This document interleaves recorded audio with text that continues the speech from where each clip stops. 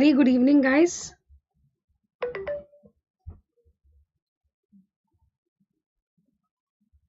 A very good evening. Welcome to the platform of eGurukul and Dr. Bhatia Medical Coaching Institute. I am Dr. Ramyasree, your Obgyn Guru. In this video, I'm going to do a complete revision of OBS. So I'm only going to do the complete revision of OBS in this video, right? So just be attentive and try to grasp everything what I'm trying to tell. Don't write anything. I'll provide you the PDF. Okay, so you just have to listen to the class. Okay, so very good evening Anil, very good evening Karthik, Sneha, Priya, Kelly, Mohammed. So how is your preparation going on? I hope your preparation is going on good. So in the next 2 hours we are going to complete most important aspects of OBS which potentially have a chance to come in the exam, right? So first and foremost, yes, every morning when you get up, you just have to tell this, you can do this, 100% you're going to cross the 150 marks. So you're definitely going to do this, and you have to do this positive implementation every day, guys. So do this positive implementation every day. That will be more beneficial. So first, starting with placenta, I'm going to start from basic topics. So starting with placenta. So today I'm going to do only OBS, guys. Today I'm going to do only OBS, right?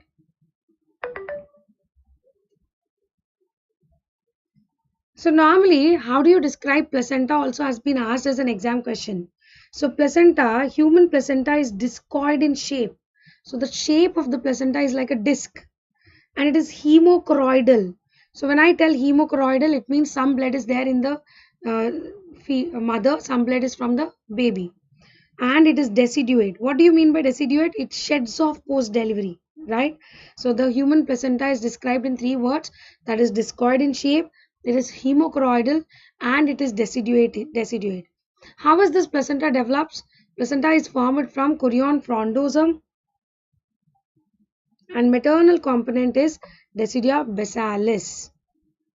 So if you observe, the placenta has fetal surface and maternal surface. So fetal surface is smooth, glistening, and in the center of the fetal surface you have the umbilical cord attached to it. So fetal surface may you have umbilical cord attached. If you have umbilical cord attached to the margin of the placenta, what do you call that as, guys?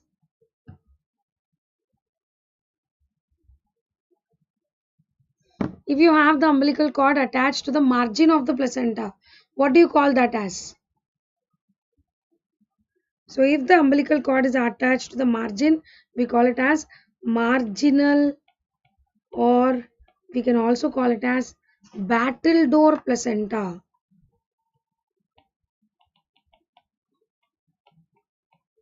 Normally it is always attached to the center, but if it is attached to the margin, or if it is attached to the margin, we call it as marginal or battledore. So next, coming to the maternal surface. So maternal surface is divided into multiple lobes and each lobe is called as cotyledon. Now you might think, why do I require all these basics? These basics have been asked as questions, guys. So it's very important that you know, and you know, most of the time whatever has been asked in the INECT and NEET somehow comes in the FMG. So just stay with me for the next 2 hours so that you can complete the revision of OBS. Most important points of OBS we are going to complete. So that is the main aim and goal of this session. Okay? So what is the diameter of the placenta? So the diameter of the placenta is 15 to 20 centimeters. It is 2.5 centimeters thick in the center. And it weighs around 500 grams. The villi carries fetal blood volume of 350 ml. Whereas intervillar space you have maternal blood volume of 150 ml. This is very important. This is very important. Uteroplacental blood flow at term is 450 to 650 ml per minute, whereas fetal blood flow through the placenta is 400 ml per minute. So uteroplacental blood flow is 450 to 650 ml per minute, whereas placental blood flow is 400 ml per minute. Can anybody tell what is the blood flow of uterine blood flow?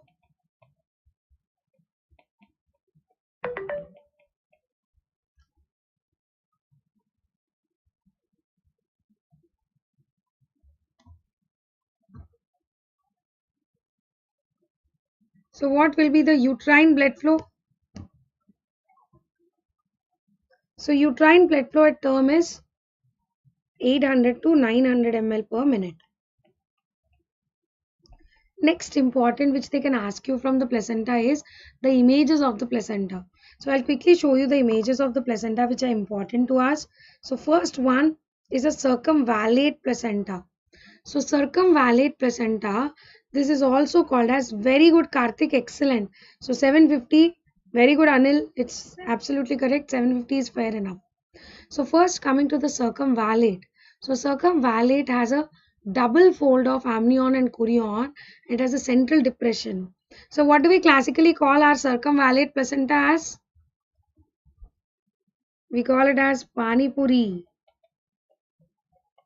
So it has a central depression and double fold of amnion and chorion. Circummarginate has only a single fold. So basically, agar they give this image, you should be in a position to answer what type of placenta it is. So circummarginate has only one fold of amnion and chorion. It has a peripheral margin. Whereas circumvallate has double fold of amnion and chorion and it has a central depression. So what is the risk associated with circumvallate? So circumvallate is associated with risk of antepartum hemorrhage and preterm labor. Antepartum hemorrhage and preterm labor. Right. Next, what is this which you are seeing here? So when one cotyledon is separate from the entire placenta, you call it as succensurate lobe. This again can be asked in the exam. So when one cotyledon is separate from the entire placenta, you call it as succensurate lobe. You call it as succensurate lobe. So what is the problem associated with succensurate lobe?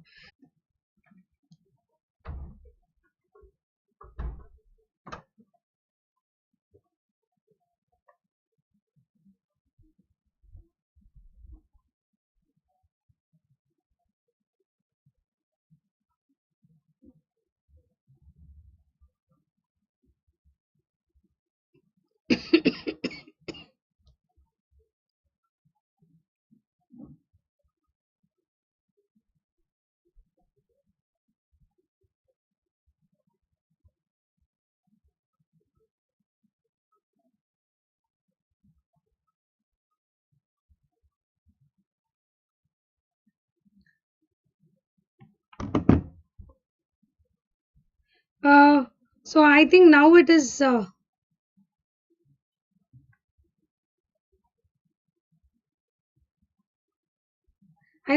fine, right? You are able to see now.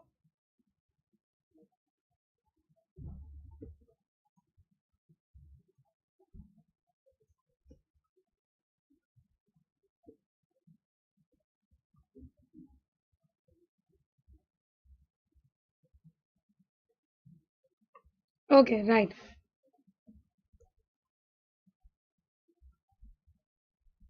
So I was discussing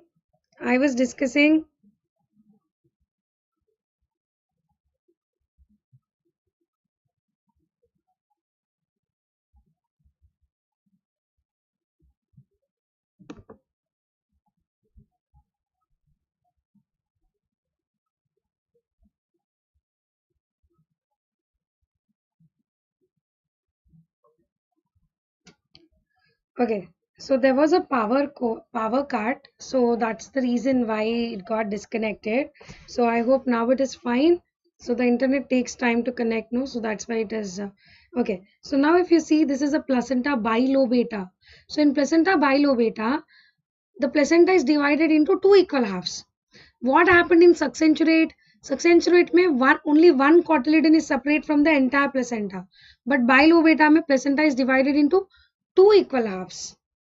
So bilobata placenta is divided into two equal halves, and then it is interconnected, right? So we saw the image of circumvallate, we saw the image of circummarginate, then we saw the image of subcensurate, then we saw the image of placenta bilobata. Next, coming to velamentous, there is high chance that this image can come in the exam, guys. So just imprint this in your brain. Imprint this in your brain. So when cord is attached to the membranes, we call it as velamentous placenta or membranous placenta. So this has high risk of getting fetal hemorrhage. Again, why? Because it can present to us with vasa previa, right? So I hope this is crystal clear. Next, this is the picture of the vasa previa. So vasa previa may the fetal vessels with membranes will overlie the internal os. So in vasa previa, the fetal vessels with membranes will overlie the internal os. So this will cause painless vaginal bleeding, and this is associated with fetal hemorrhage again. So what are all the placentas which can present to you with vasa previa? So vasa previa can be seen with succensurate lobe. It can be seen with velamentous placenta. It can be seen with placenta bilobata. Okay. Right. So next, coming to the what is the mode of delivery here? So you're going to go with TVS with Doppler, and mode of delivery will be by elective cesarean section. So that is regarding the vasa previa. That's regarding the vasa previa. Next, coming to the another image, that is morbidly adherent placenta. So we also have one more concept called morbidly adherent placenta. So what happens in the morbidly adherent placenta? It's mainly due to absence of Nitabuk's fibrinoid layer.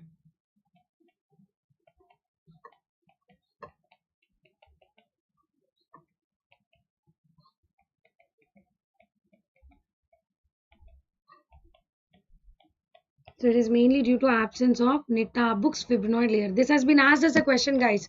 So morbidly adherent placenta is due to absence of Nitabuk's fibrinoid layer. So here you have three types: placenta accreta, placenta increta, and placenta percreta. Accreta means adherent to the myometrium. Increta invades myometrium. Percreta penetrates myometrium to reach perimetrium.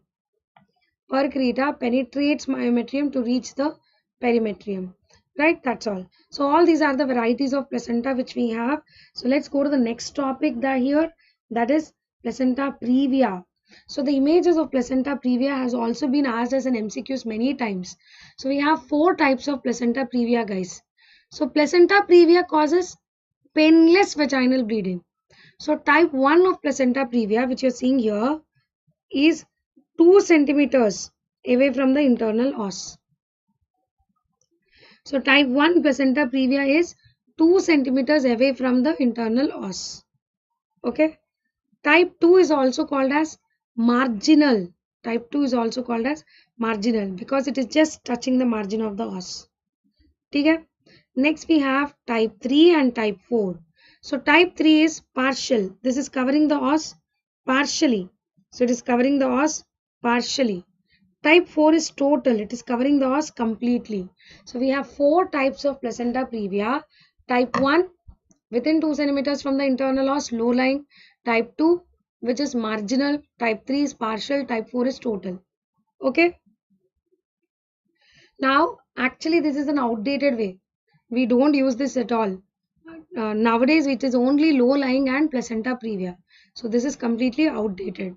Okay. So what is the clinical presentation of placenta previa? So placenta previa, remember guys, placenta previa will mainly present you with painless vaginal bleeding. Painless vaginal bleeding. So there was a question on placenta previa and abruption, so you should be knowing it. So it mainly presents to you with painless vaginal bleeding. You will never do per vaginal examination here. Uterus is relaxed.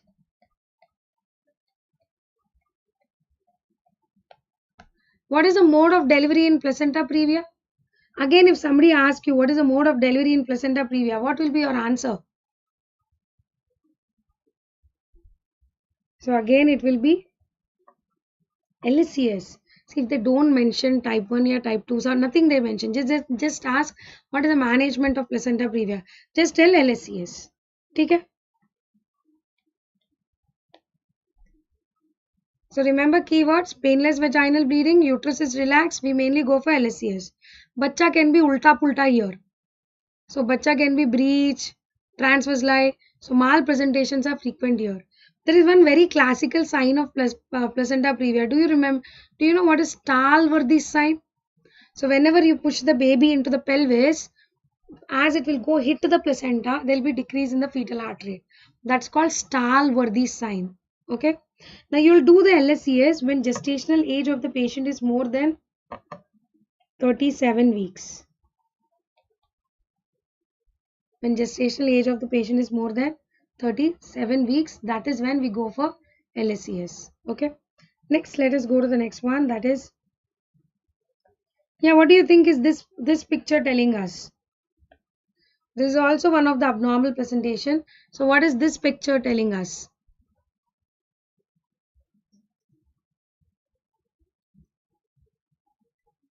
So if you see here, there is accumulation, there is a blood which is seeping out through below the placenta. So what is this? This is called abruption. You have two types of abruption. You have revealed abruption and you have some amount of blood getting accumulated inside between the placenta and the myometrium. That is called concealed abruption. You can also have mixed, where you have some blood coming out, some blood going into the myometrium. Abruption will lead to painful vaginal bleeding. So abruption may it will be painful vaginal bleeding. So I have given the key differences between abruption and placenta previa. So placenta previa is painless, abruption is painful. Remember this. Painful vaginal bleeding go with respect to abruption. If it is painless, it is placenta previa. Placenta previa mein blood is always revealed. Abruption mein it can be revealed, concealed or mixed. So this is usually like today it comes, then it stops, but this is goes on increasing, progressive. How much ever is the blood loss, that much only will be the anemia in placenta previa. But abruption mein if it is concealed variety, pallor will be more compared to blood which has come out. So it can be out of proportion to visible blood loss if it is concealed or mixed variety.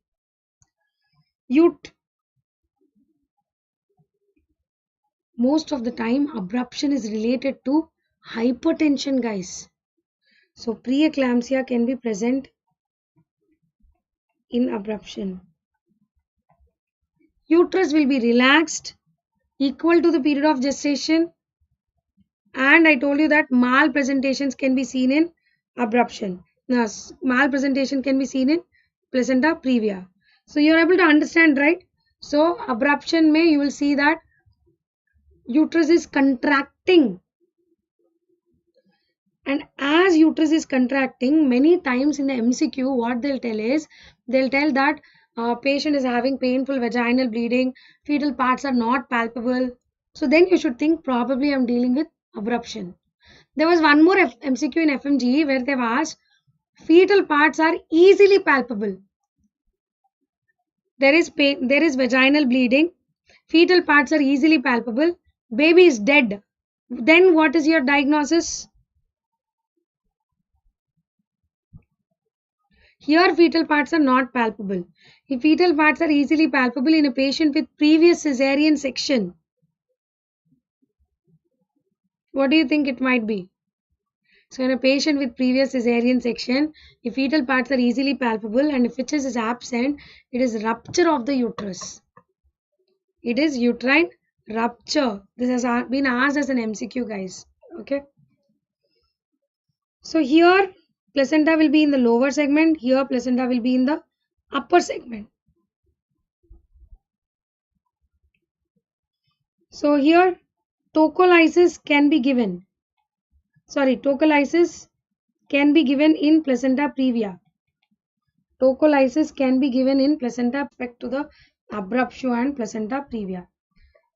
So in abruption, I told that we can sometimes do vaginal delivery and sometimes cesarean section.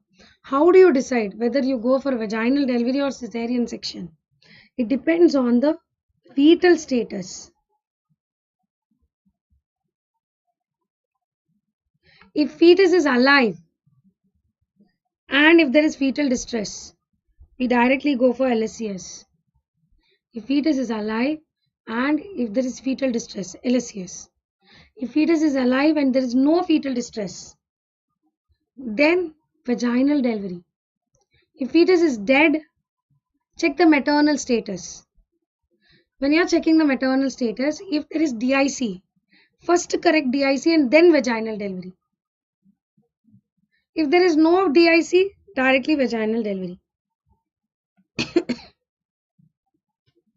Is there a network issue even now, guys? Or now it's fine?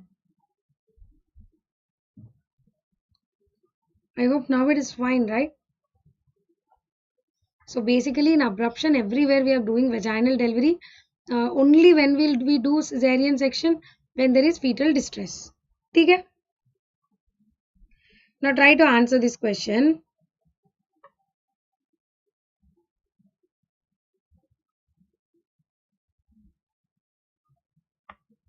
A primigravida presents to the casualty at 35 weeks of gestation with acute pain abdomen for 2 hours and there is vaginal bleeding and decreased fetal movement.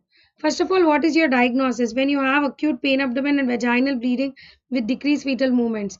Is this abruption or is this placenta previa?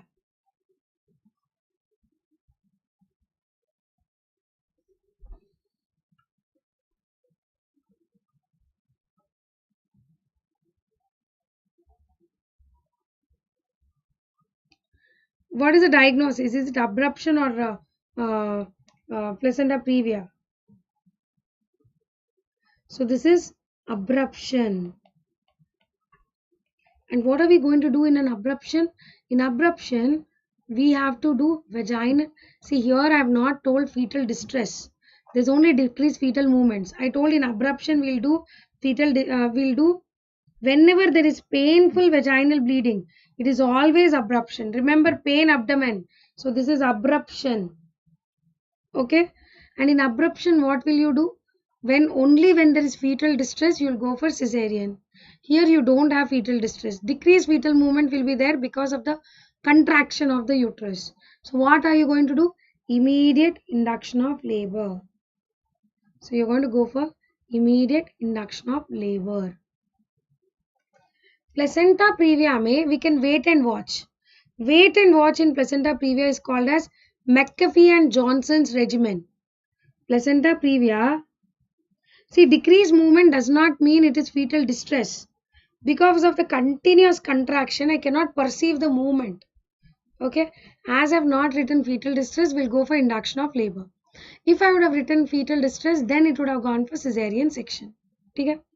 So, McAfee and Johnson's regimen is done in placenta previa.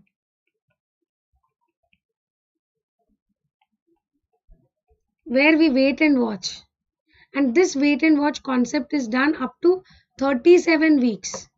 But to wait and watch, mother should be hemodynamically stable, fetals should be stable. And during this time period, you give steroids, you give tocolysis so that you can prolong the pregnancy. Okay, so that's about the McAfee and Johnson's regimen. So that's about the abruption and different types of placentas we have. Now we'll go for the now we'll go for the pregnancy and antenatal care.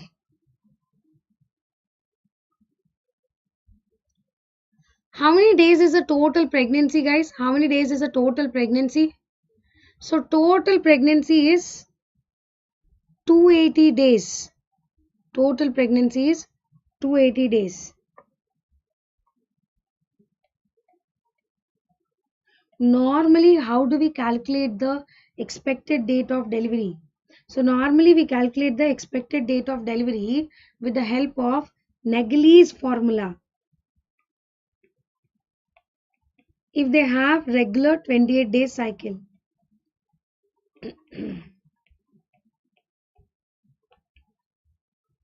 Yes, so you can tell 280 days or 9 lunar months, but not 9 months. It is 9 months plus 7 days, right?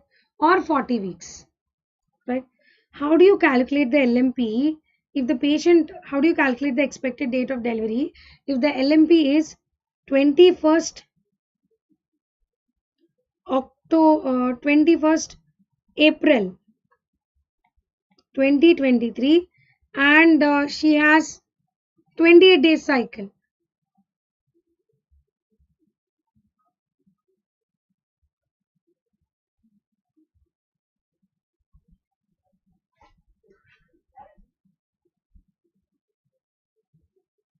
So how do you calculate if it is 20? So you can either do plus 9 months plus 7 days, plus 9 months plus 7 days, or you can also do minus 3 months plus 7 days, minus 3 months plus 7 days.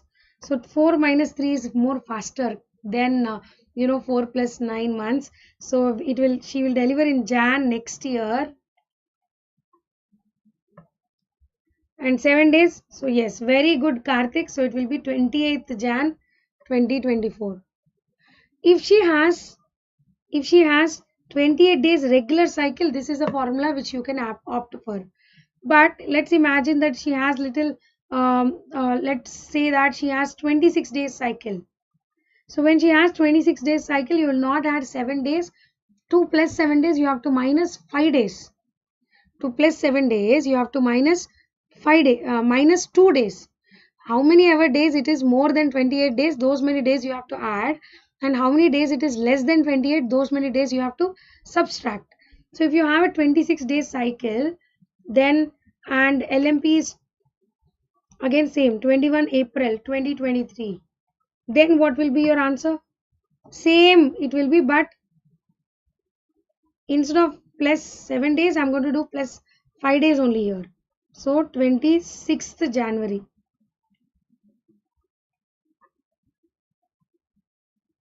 Similarly, if you have more number of days, you have to add further more number of further those many days, how much ever are extra from 28, those many days have to be added. So if it is less number of days cycle, you subtract. If it is more number of days cycle, you have to add. That's all. Okay. So I hope all of you understood this. No, Naegeli's formula, very important, how to calculate the expected date of delivery. But for irregular cycles, we cannot use this formula. For irregular cycles, we have to go for USG. And on USG, the first trimester crown rump length is the most accurate. Crown rump length is the most accurate. Second trimester, you can use biparietal diameter. Third trimester, we can use femoral length plus or minus 3 weeks. So first trimester, crown rump length plus or minus 1 week. Second trimester, biparietal diameter plus or minus 2 weeks. Third trimester, femoral length plus or minus 3 weeks. Actually, third trimester is waste for estimating the gestational age. It is only the first trimester which is best for estimating the gestational age. And here we use mainly the crown rump length. Third trimester scan is mainly used to estimate the fetal weight. And when abdominal circumference is more than 35 centimeters, we call it as macrosomia. Macrosomia. So our irregular cycles, most accurate is crown rump length. So crown rump length is from here to here. Yeah, next very important is your gravida and para, guys. Is it not? So gravida and para is the next very important.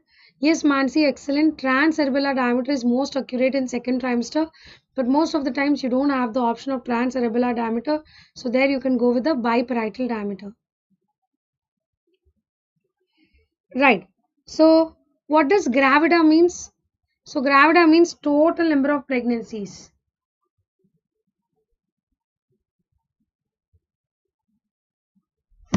So gravida means total number of pregnancies.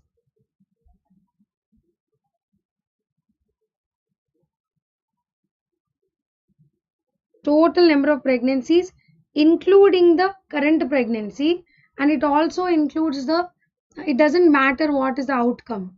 Para means only those pregnancies which have crossed the period of viability, that is, which has crossed period of 24 weeks, and para does not include the current pregnancy. Twins may gravida will be 1 or 2. So twins gravida will be 1. So twins gravida will be 1. So now let us see this question. A mid-aged woman comes to the OPD with twin pregnancy. She already has 2 first trimester abortions and a 3-year-old female child who was born at the end of 9th month of gestation. What is her accurate representation? So how many pregnancies she has in total? She is already once pregnant with twins, and she has 2 abortions, and she has 1 child who was born at the end of 9th month. So she is gravida 4. So she is gravida 4. How much is the para here? She has only 1 pregnancy which has crossed the period of viability. So para 1. So living also 1. And how many abortions she has? 2. So gravida 4, para 1, living 1, abortion 2. So the answer here is C. Answer here is C. Okay. Again, this is a very important. I hope you all understood this. So gravida 4, para 1, living 1, abortion 2. Right. So next, how many trimesters do we have? How many trimesters do we have in pregnancy now? How many trimesters do we have in pregnancy now? So we basically have 4 trimesters. Earlier we used to have only 3 trimesters, no? Now we have 4 trimesters, guys. So the first trimester is up to 14 weeks. Second trimester is up to 28 weeks. Third trimester is up to 42 weeks. Fourth trimester is postpartum up to 12 weeks. So now we have 4 trimesters. So that is first trimester up to 14 weeks. Second is up to 28 weeks. Third up to 42 weeks. Fourth trimester is postpartum 12 up to 12 weeks. So it is no more 3 trimester. It is now 4 trimesters. Fourth trimester has come. Right. Next, how many ANC visits you should ask the patient to take? So minimum ANC visits are 4. According to WHO, minimum ANC visits are 8. According to India, the minimum ANC visits are 4. According to WHO, the minimum ANC visits are 8. Ideal visits, once in 4 weeks up to 28 weeks. Once in 4 weeks up to 28 weeks. Then once in 2 weeks up to 36 weeks. Thereafter every week.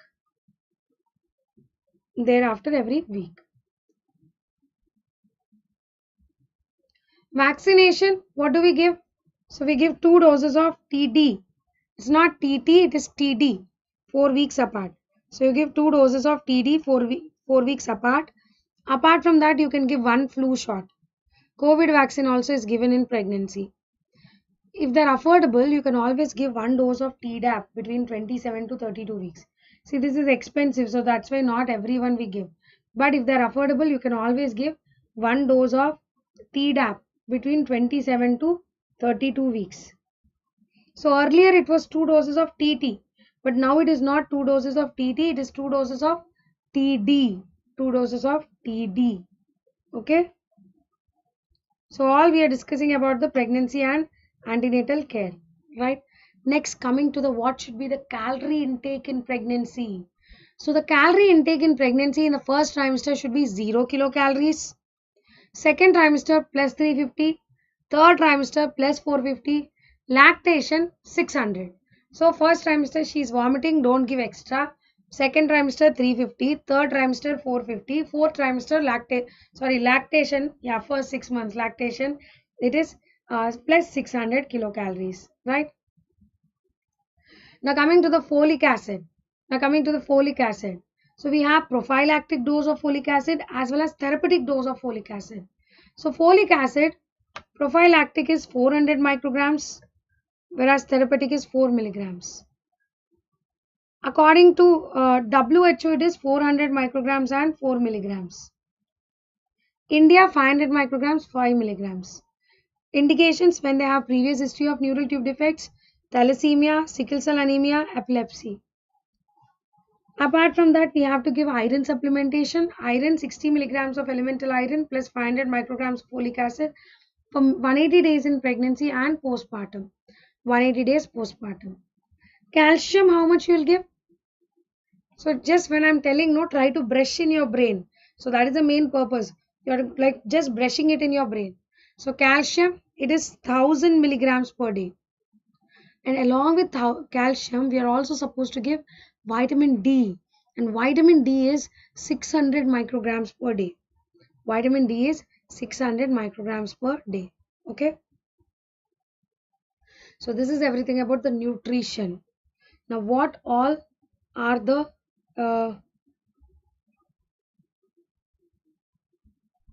so lactation, yes, the requirement of the calcium in lactation increases. The requirement of the calcium in lactation increases, right? So this is all about what are all the drugs we give, what are all the, how much is the nutrition and all, right?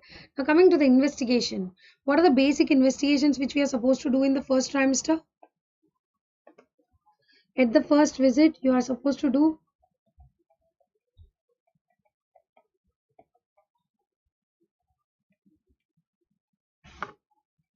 blood grouping and typing.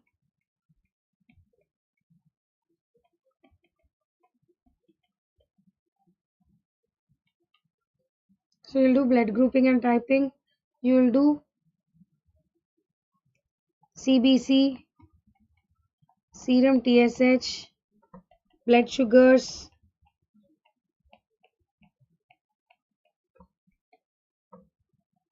HIV, HPSAG, VDRL, urine routine microscopy, and pap smear. Ideally, ultrasound is not required. Now coming to the aneuploidy and aneuploidy screening, guys. What are the 3 aneuploidies which you know? Trisomy 13. So 13 के as में पटाना शुरू करना है. So पटाऊ. So trisomy 13 is पटाऊ. Trisomy 18. 18 के as में engage हो जाना चाहिए. एडवर्ड. Trisomy 21. सेटल डाउन होना चाहिए. So down syndrome. So पटाऊ 13 के एज में पटाना, 18 के एज में एंगेज, 21 में settle down, right? So how do we screen for the aneuploidies? Yeah, there is a chance you can have this in the exam. So first trimester we do combined screening method. So combined screening method में we have double marker plus NT. So double marker में what is included? Beta, papa, auntie. Beta, papa and auntie. So beta, papa, auntie. Beta HCG, papi and NT scan. NT cutoff is less than 3 mm, guys. NT cutoff in the first trimester cutoff less than 3 mm. Remember this. Second trimester you are supposed to do quadruple marker. So quadruple marker में we have beta HCG, inhibin A, alpha fetoprotein and unconjugated estriol. Beta HCG, inhibin A, alpha fetoprotein and unconjugated estriol. Downs में HCG, H for high, I for inhibin increases. AFP and unconjugated estriol decreases. Right? You also have a detection. Second trimester में quadruple marker, that is between 15 to 20 weeks.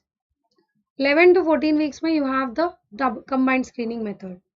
NIPT or cell-free fetal DNA has 99% detection rate. NIPT and cell-free fetal DNA has 99% detection rate, where you just take the maternal blood to detect the aneuploidies in the fetus. So this is the scan for NT. So NT may you are measuring the knuckle translucency. Neck should be neither extended nor flexed. Nasal bone may you should see two white parallel bones. Can you see two white parallel lines? Neck should be neither extended nor flexed. And you will see the knuckle translucency, knuckle thickness, which should be usually less than 3 mm. Increased NT, most common syndrome is Down syndrome. Increased NT, most common syndrome is Down syndrome.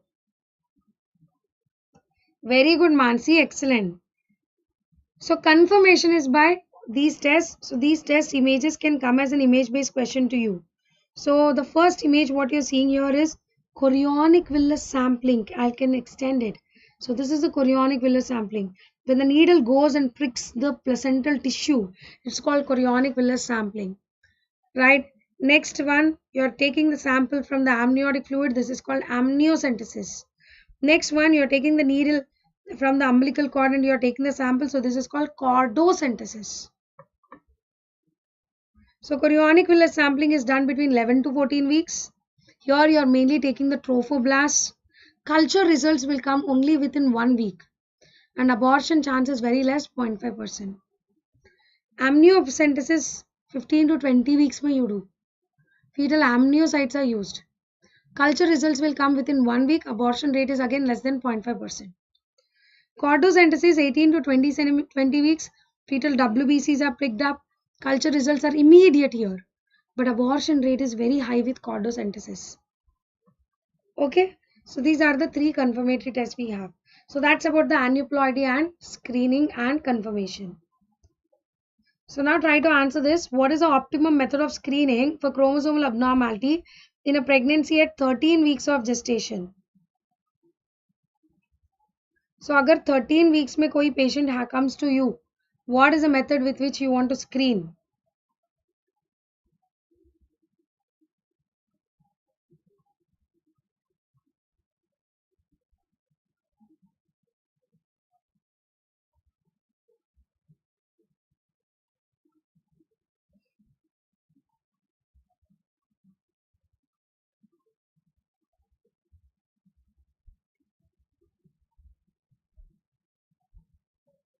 Right, I have all of you answering for the 2. Excellent, guys. See, 13 weeks, I cannot do quadruple test because quadruple test is done between 15 to 20 weeks. Now, NT alone can be done, but NT is a better combined screening. Amniocentesis is confirmatory test, so we don't do. NIPT is very expensive. It is never the first line investigation. So the best answer here is combined screening. So you are all correct by answering combined screening. Very good. See, NIPT should never be done as a primary testing. And as they have just asked screening method, you cannot use amniocentesis. Okay. Next, coming to the miscarriage. So a miscarriage means expulsion or extraction of an embryo which is not capable of its independent survival. So when baby is not able to live by itself and it is expelled outside, then we call it as miscarriage. So miscarriage cutoff in India, according to Indian Academy of Pediatrics, it is 24 weeks. Most common cause of first trimester abortion is genetic. It can be both euploidy and aneuploidy. Most common is aneuploidy again. Most common aneuploidy causing recurrent abortion, is autosomal trisomy. And which autosomal trisomy? That is trisomy 16.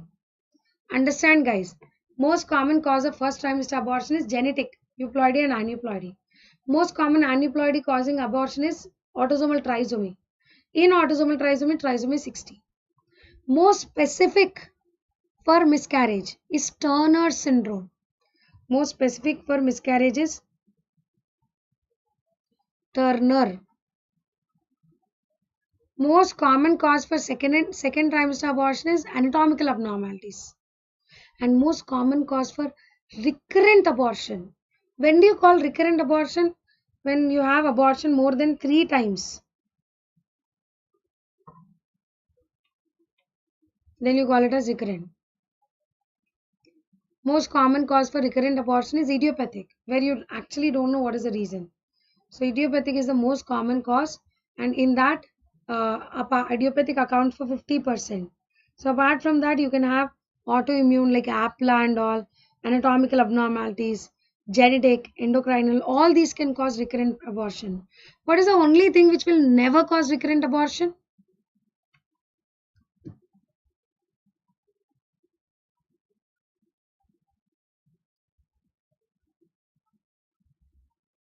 Yes, Mans.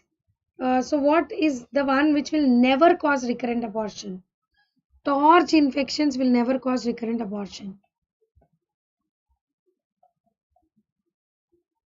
Torch never causes.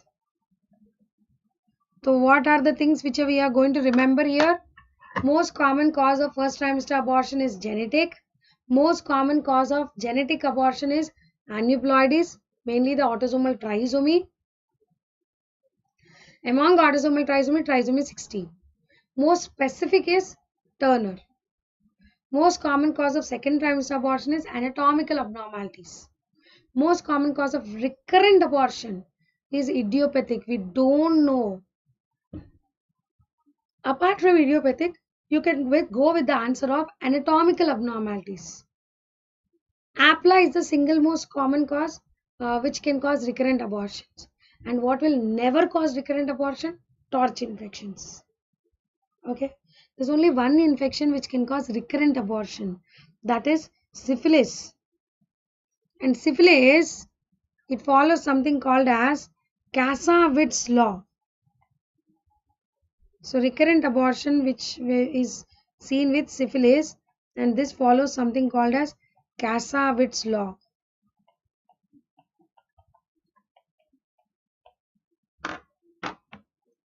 So what is this Casa-Witt's law? So today if she had, today at 14 weeks she had abortion. Next abortion will be at 30 weeks. Next stillbirth. Next an abnormal baby. One fine day she can have a live baby. So with every pregnancy, the outcome improves in syphilis. And it doesn't mean that you just tell, wait karo, one or the other day you'll have a live baby. No, you have to treat syphilis. Okay. So congenital syphilis, syphilis, Casa-Witt's law is associated with which type of syphilis? It is mainly associated with congenital syphilis. What is the most common cause of abortion now? So I told you genetic. So genetic may mainly over-fetal factor. So most common cause of abortion is over-fetal factor. Right? So now coming to the types of abortion and what is the outcome, what are the main symptoms and what will be the management in each one of them. Yeah. Thank you, Kartikeya. So we have threatened abortion. So what is the classical triad of abortion? So the classical triad of abortion is we have amenorrhea, bleeding and pain abdomen. So normally we have amenorrhea. Amenorrhea ke baad you will have bleeding per vaginum and then we'll have pain abdomen, right? But which is the predominant symptom of abortion? Is it amenorrhea or bleeding or pain? So the predominant symptom is bleeding per vaginum. So threatened abortion means where you're making it afraid, like yes, it's going to abort, but it doesn't get aborted. So uterus will be equal to period of amenorrhea, os is closed, and in threatened abortion you're not going to do anything, you're just going to wait and watch. So you have amenorrhea, bleeding and pain, uterus will be equal to period of amenorrhea, os will be closed, and treatment is wait and watch. Inevitable abortion. The process of abortion has gone to that state where you cannot reverse it back. So here again amenorrhea, bleeding and pain. will be equal to period of amenorrhea. Os will be open. Here you can wait and watch, but most of the time it turns out to be incomplete and we go for MTP. So you can, in exam, I don't think so you'll get an option of wait and watch. You can directly go with MTP. Incomplete means some products have gone out and some products are still inside. So again, amenorrhea, bleeding and pain. Here as some products have gone out, uterus will be less than period of amenorrhea. Uterus will be less than period of amenorrhea. Os will be open and you directly go for MTP. Complete abortion mein everything has gone out. So now the pain and bleeding has subsided. And how will be the uterus? Uterus will be less than period of amenorrhea and os will be closed. Plus or minus antibiotics are given. Missed abortion, you will have brownish discharge. So again, uterus can be equal to or less than period of amenorrhea, os is closed and MTP. Now I want you to tell me what are the only two abortions where os will be open. What are the only two abortions where os will be open?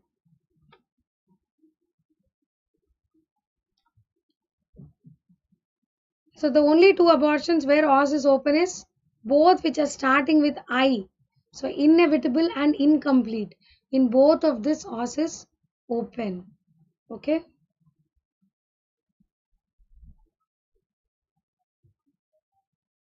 No, only in inevitable and incomplete. Only in inevitable and incomplete os is open.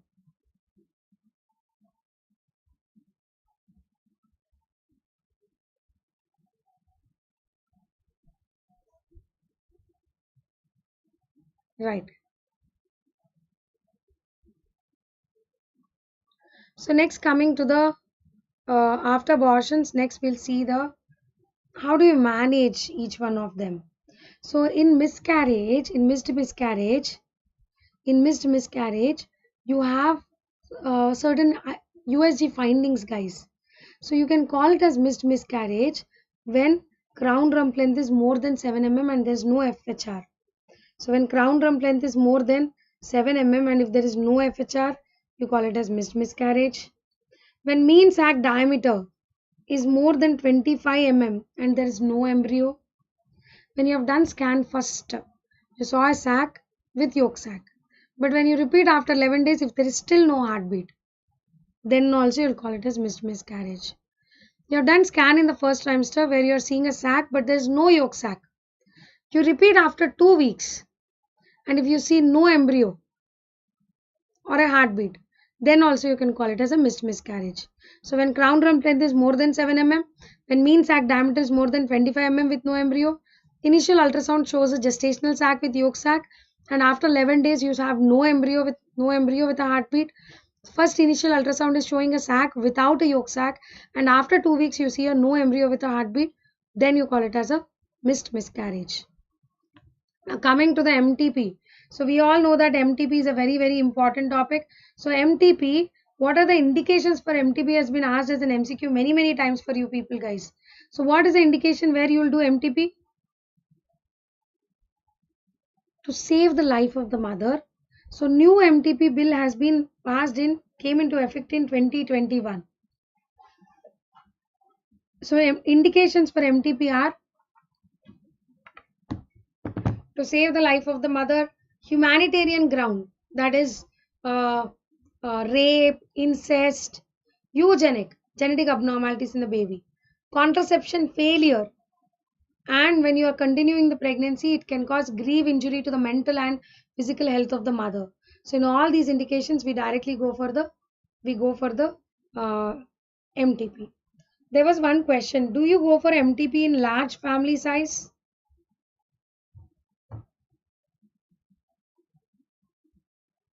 Do you go for MTP in a large family size? No. Right? So what are the new updates we have under MTP Act? So termination can be done only up to 24 weeks. Termination is only up to 24 weeks. Mainly for eugenic. So that is termination has been now extended up to 24 weeks for eugenic and humanitarian ground. Failure of contraception termination is still up to 20 weeks itself. Large family size is not an indication for MTP, guys. No. Large family size is not an indication. Okay.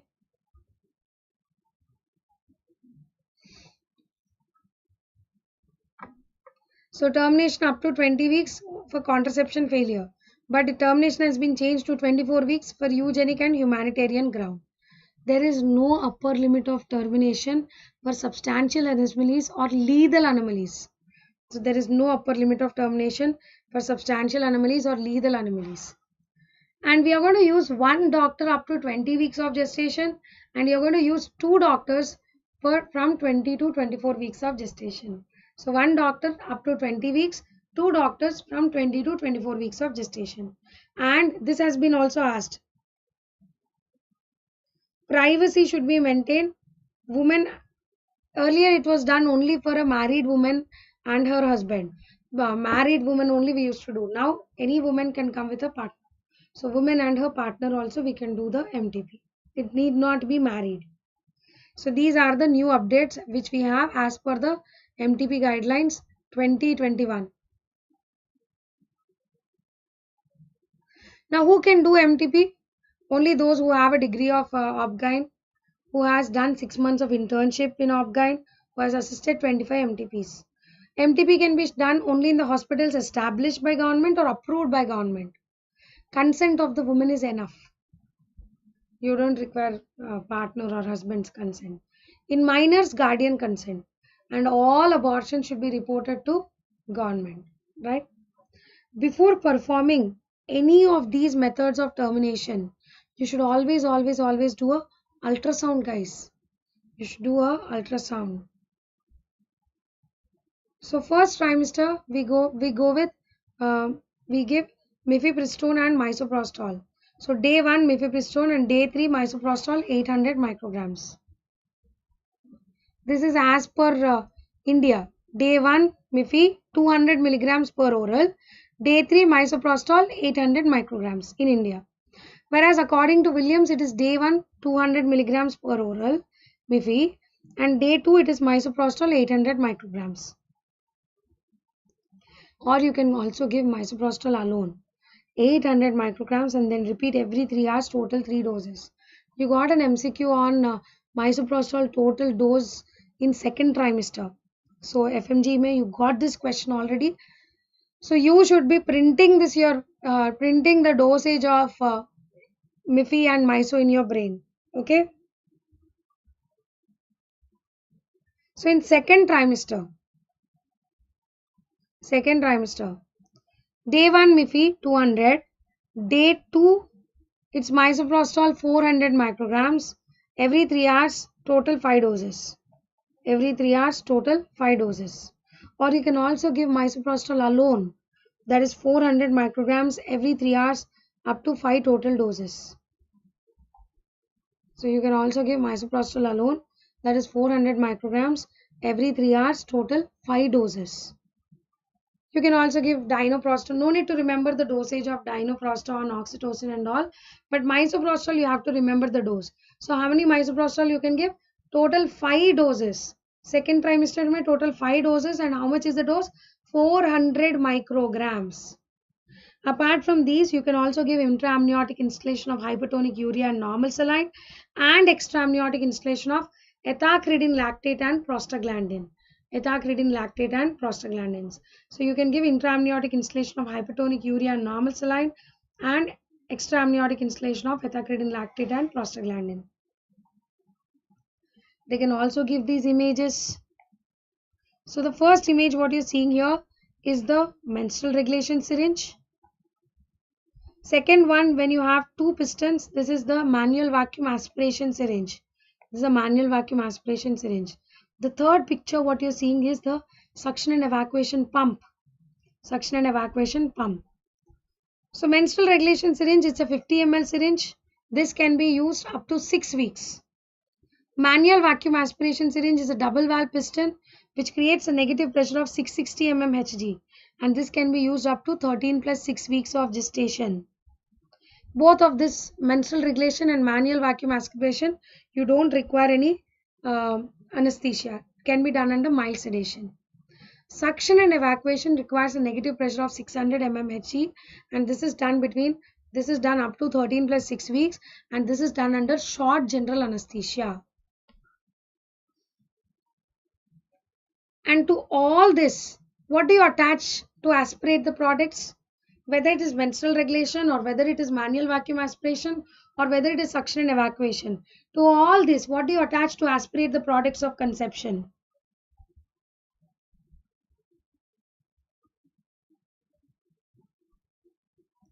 To all of this, we are going to attach the Carman's cannula. Carman's cannula. So how does the Carman's cannula look like?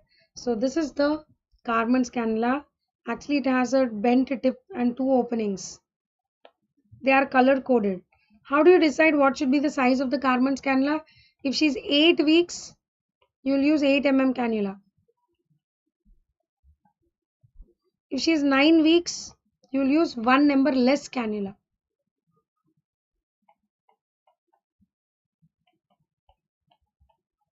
So even if she is 9 weeks, you use 8 mm cannula itself, right? Very good. What is this instrument along with the Carman's cannula which you are seeing here?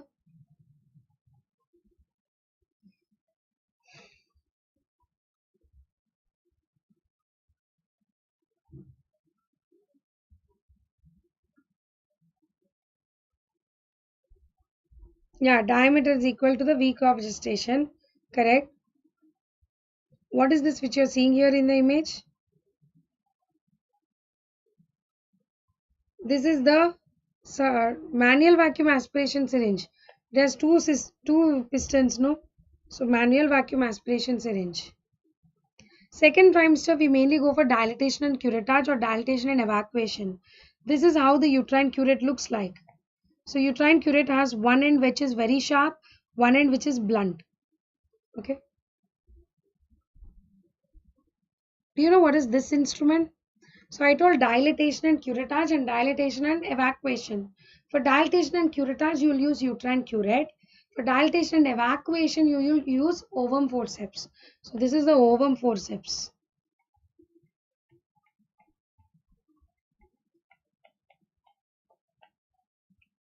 Okay. So in pregnancy, we'll use only blunt end. We'll not use the sharp end. So that finishes the miscarriage. We'll go to the next topic, that is ectopic pregnancy. So ectopic pregnancy, most common site is fallopian tube. In fallopian tube, most common is ampulla. First to rupture and most common site of rupture is isthmus. Last to rupture is intramural or interstitium, because it is supported by the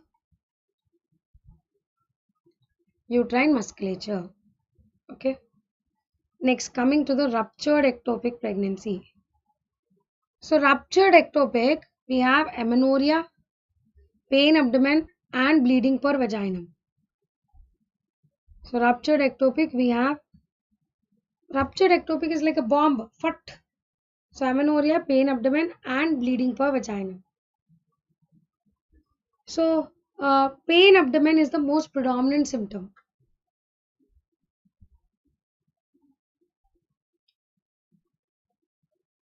In ectopic, the most predominant symptom is pain abdomen. So on examination, as there is a ruptured ectopic, patient is in shock. There will be signs of the hemoperitoneum. And when you move the cervix, there will be severe pain. Cervical motion tenderness will be positive. What is the management for ruptured ectopic? The management for ruptured ectopic is you have to do immediate laparotomy followed by salpingectomy. Immediate laparotomy followed by you remove the entire tube. So salpingectomy. Okay. Now coming to the unruptured ectopic.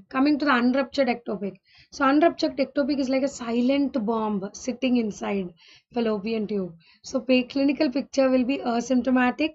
Patient is stable. There can be mild lower abdominal tenderness. Uterus can be less than period of amenorrhea or equal to. You will have whichever side you have the ectopic, that side you will have a tender adnexal mass. So whichever side you have the ectopic, you will have a tender adnexal mass. Okay. The investigation of choice is transvaginal sonography, where you'll see absent gestational sac in the uterus and sac in the fallopian tube.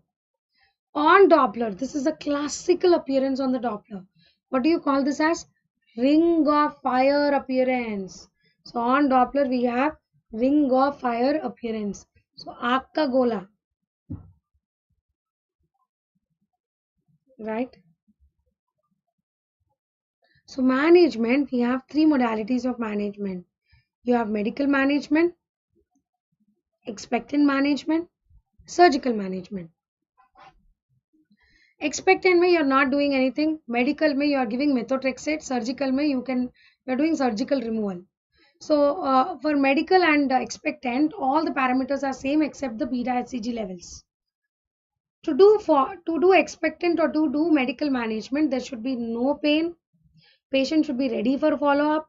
Sac size should be less than 3.5 centimeters. There should be no FHR. I repeat, guys. Patient should be ready for follow-up. There should be no pain. Sac size should be less than 3.5. There should be no FHR.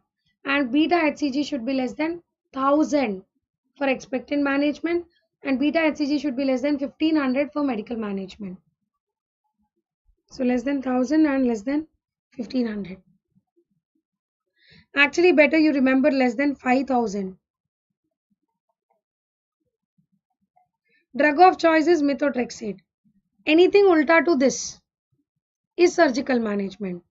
Pain hai, not ready for follow-up, sac size is more than 3.5 with FHR, beta HCG more than 5000. Surgical. Medical, I told you the drug of choice is methotrexate. Dose is 50 milligram per meter square. And then you repeat the beta HCG on day 2, day 4 and day 7. If there is a drop in beta HCG by 15%, she is responding. If drop is less than 15%, you repeat 3 doses. You have to give 3 doses. Okay. Maximum, you have to repeat 1 more dose. Maximum you can give like that 3 doses. Right. Very, very good, Mansi. Excellent. The way you are answering in the comment box is very good. Excellent. I am impressed. So surgical management, you have salpingectomy. So salpingectomy is where you remove the fallopian tube completely. Otomy, you incise, you remove and then suture it back. Ostomy, you incise, remove and keep it open, then ostomy. So most preferred is ectomy, then ostomy and otomy. Okay. Just know the names of the other pregnancies, guys. Abdominal pregnancy, it is called Study-Fort's criteria. So who have abs, stud-like people will have abs. So abdominal pregnancy, Study-Fort's criteria. Ovarian pregnancy, it's called Spiegelberg's criteria. Cervical pregnancy, it is called Palmer's criteria. Yes, we also have one very important in ectopic, that is pregnancy of unknown location. So in pregnancy of unknown location, when beta HCG is less than 1500 international units per liter, you repeat beta HCG every 48 hours. So when you are repeating beta HCG every 48 hours, if there is rise in beta HCG by 63%, then it is intrauterine pregnancy. If the rise is more than 50% but less than 63%, then it is ectopic pregnancy. And if there is a fall in beta HCG, then it is biochemical pregnancy. Okay. So let us answer this question now. A 28-year-old patient comes to you in her first pregnancy at 16 weeks of gestation with severe hyperemesis, means excess vomiting. Her blood pressure is 150 by 96, 3 plus proteinuria. Her booking blood pressure was only 110/70. She is 16 weeks, but abdominal examination demonstrate symphysiofundal height of 22. What do you think is the diagnosis here?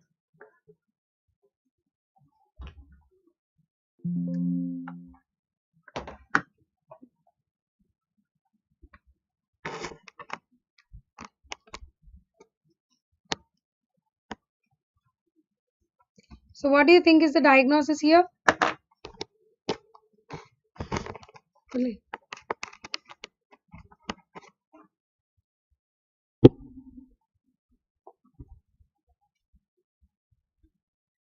So the diagnosis here is, as the uterus is more than period of amenorrhea, as there is hyperemesis gravidarum, as there is hypertension, all these are features of hydatid-form mole. All these are features of hydatid-form mole, right?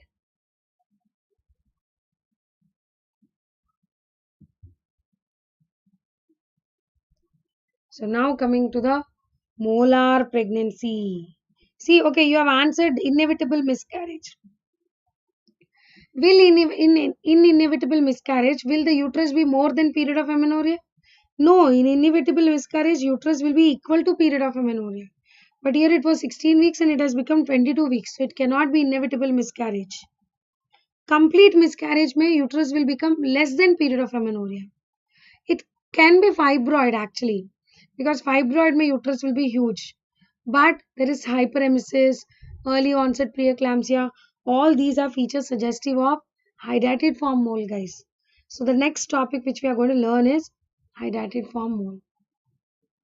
So gestational trophoblastic disease is a abnormal proliferation of the trophoblasts. So you have complete mole and partial mole here. So complete mole, you can see the grape-like vesicles like this. Partial mole mein along with fetus you will see grape-like vesicles. This is partial mole. Along with fetus, grape-like vesicles. So what is the main pathophysiology for complete mole and partial mole? So complete mole mein you have empty ovum. Ovum khali. Ovum has no set of chromosomes.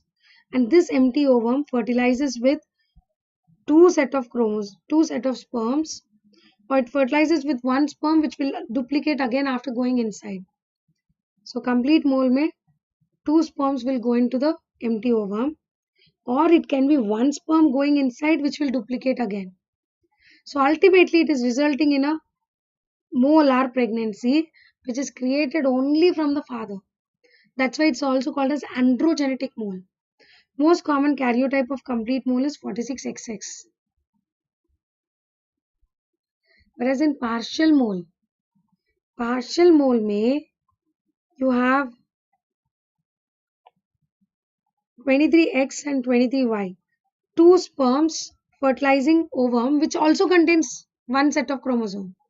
So that's why they'll have on the whole three set of chromosomes. Or ovum containing one set of chromosomes fertilizing with one sperm which will duplicate further. So ultimately partial mole is triploid in nature. Partial mole is triploid in nature. So the classical appearance on molar pregnancies, you'll have amenorrhea, bleeding per vaginum and pain abdomen, same as your abortion.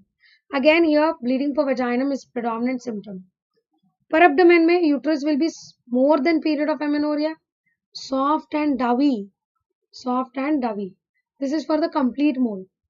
Partial mole mein uterus can be equal to or less than period of amenorrhea. Investigation of choice is ultrasound, where you see this classical, what is this appearance called as? Snowstorm appearance. This can be asked as an exam question many times, guys. So this is called snowstorm appearance. This image can come in the exam. Snowstorm appearance. So gold standard will be histopathological examination. Gold standard will be histopathological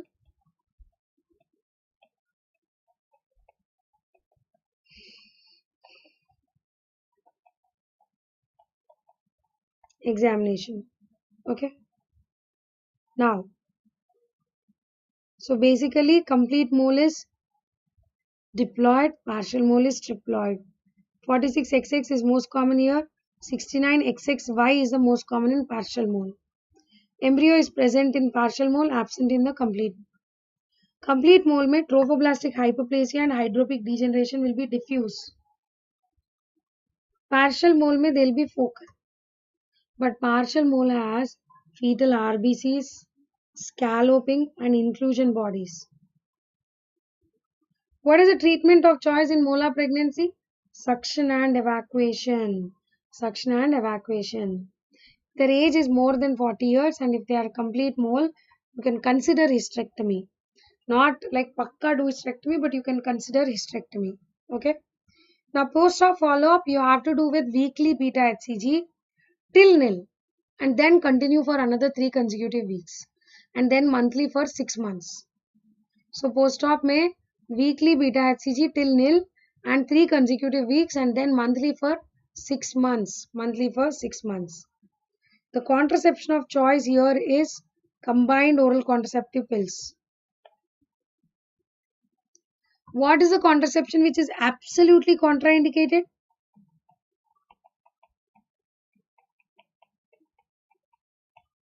IUCD. IUCD. One more thing guys. There is no role of prophylactic methotrexate now. Williams clearly says there is no role of prophylactic methotrexate. Earlier we used to give prophylactically methotrexate but now there is no role. Now regarding the complications of molar pregnancy,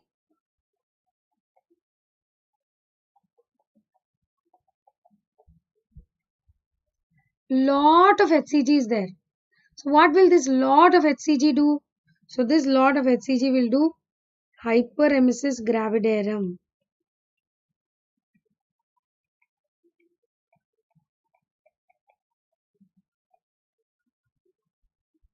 There will also be early onset preeclampsia. This increased HCG as it looks similar to LH will cause bilateral theca lutein cyst.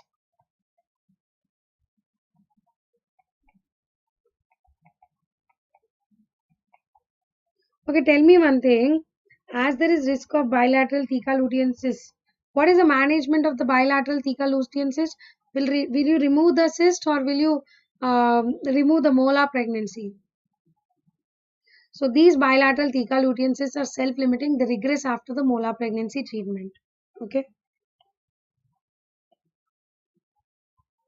So we have hyperemesis gravidarum, early onset preeclampsia, bilateral theca lutein cysts.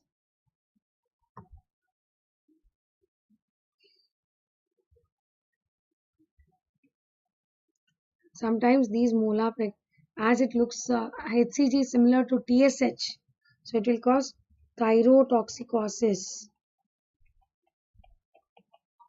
Thyrotoxicosis. Okay. Next, we also have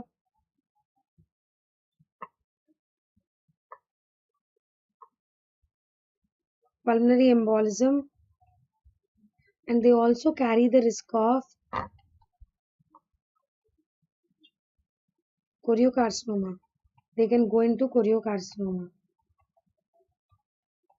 So that's about the molar pregnancy, guys. That's about the molar pregnancy. Now let us go to the next one. That is hypertension. So a 32-year-old has blood pressure of 150/100 at 32 weeks of gestation. There is headache or blurring of vision and proteinuria of 3+. Her blood pressure before pregnancy is 150/90. What is the diagnosis?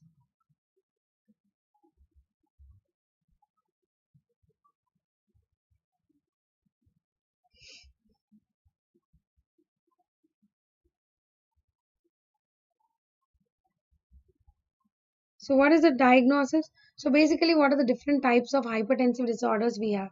So we have something called as, no, this is not C. Read the question properly. So first of all, we have gestational hypertension. So gestational hypertension is blood pressure more than 140/90 after 20 weeks and blood pressure comes back to normal within 12 weeks of delivery. Chronic hypertension is when blood pressure is present before 20 weeks or before pregnancy, or blood pressure which has come after 20 weeks and which is not coming back to normal within 12 weeks. Preeclampsia is when you have associated proteinuria or end organ damage. Mild preeclampsia, you don't have end organ damage. Severe preeclampsia, you have end organ damage. Now, what is the blood pressure of this patient before pregnancy?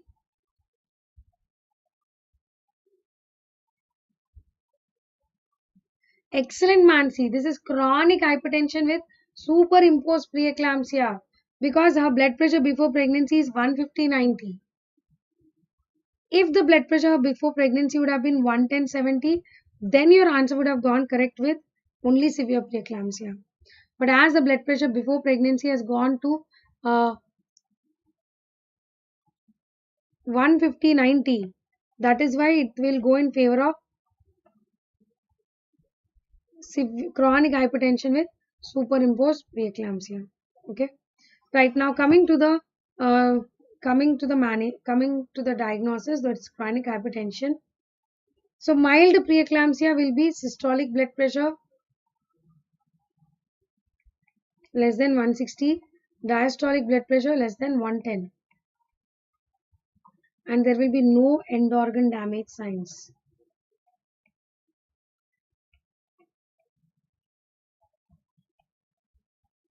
Whereas severe preeclampsia may you'll have systolic blood pressure more than 160, diastolic blood pressure more than 110, and end organ damage will be positive.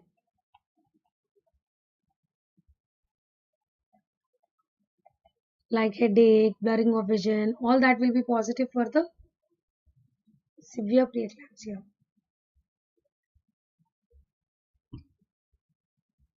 So why do we mainly see the why do we mainly see the hypertension? So hypertension is mainly due to improper trophoblastic invasion. So normally some of the trophoblasts will come out and they break the elastic lamina of the spiral artery. So some of the trophoblasts will come out and they break the elastic lamina of the spiral artery. So when they're breaking the elastic lamina up to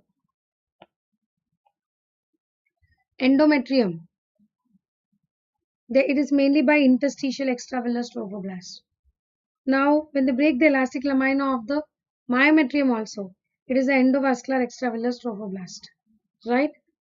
So, when you have failure of secondary trophoblastic invasion, whenever you have a failure of secondary trophoblastic invasion, you'll have preeclampsia. So, here when there is a good breakage of elastic lamina, you have more blood to the intervillous space, more oxygen to the fetus. Everything is perfectly normal. But in preeclampsia, what is happening is you're having defective secondary trophoblastic invasion.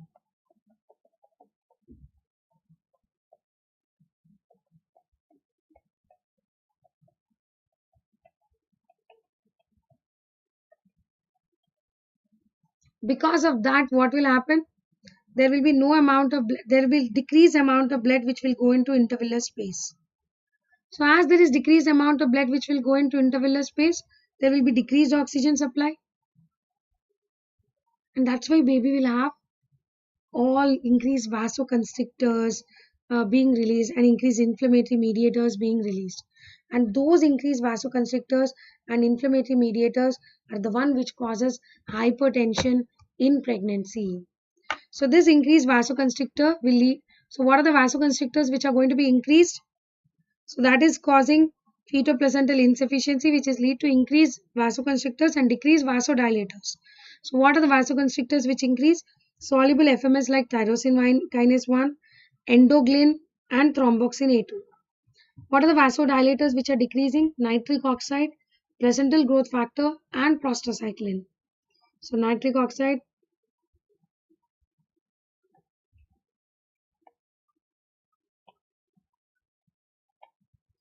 placental growth factor, it's F, and prostacyclin. These will decrease, this will increase. Okay. So because of this increased vasoconstrictors, they'll have head to toe all vasoconstriction. Cerebral vasoconstriction will lead to headache and vomiting.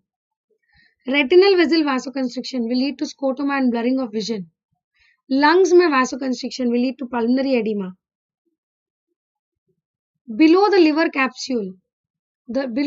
capsule, small hematoma will form, and that will cause epigastric pain and liver damage. Liver में periportal necrosis will happen. Renal vessel vasoconstriction will lead to decreased renal blood flow and oliguria.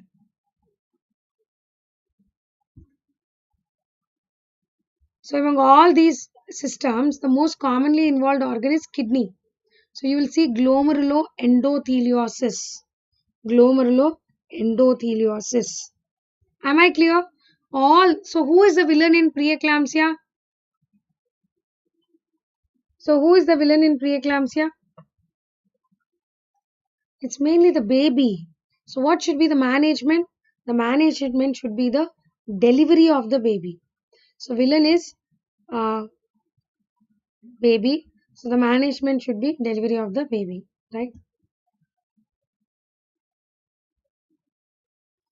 So we also check for the umbilical artery Doppler to know how is the blood supply to the fetus. So when you have normally we have a systole and a diastole. So systole, diastole. So when you have reduced diastolic flow, S by D ratio more than 3, you deliver them by 37 weeks. So when you have reduced diastolic flow, S by D ratio is more than 3, you deliver them by 37 weeks. When you have absent diastolic flow, you have to deliver them by 34 weeks. And when you have reverse diastolic flow, you deliver them by 30 to 32 weeks. Yes, drug of choice is labetalol. Specific management is delivery.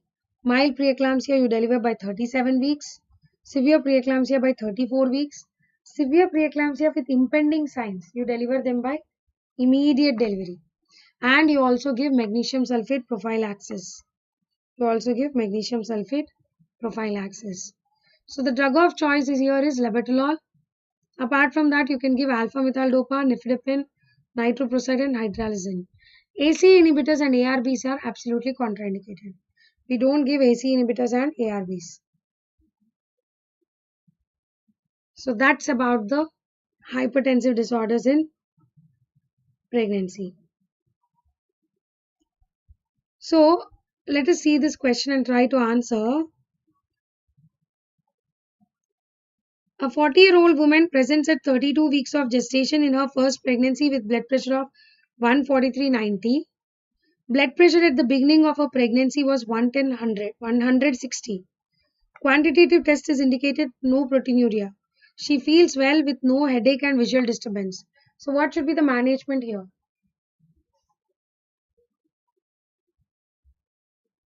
First of all, what is the diagnosis here?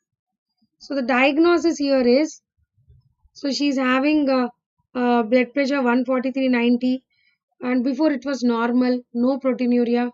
So this is gestational hypertension. You don't require to admit gestational hypertension. No giving magnesium sulfate, okay? And normally hypertension is treated with antihypertensives only when blood pressure is more than 150/100. Here it is only 143/90, so no need of giving antihypertensives also.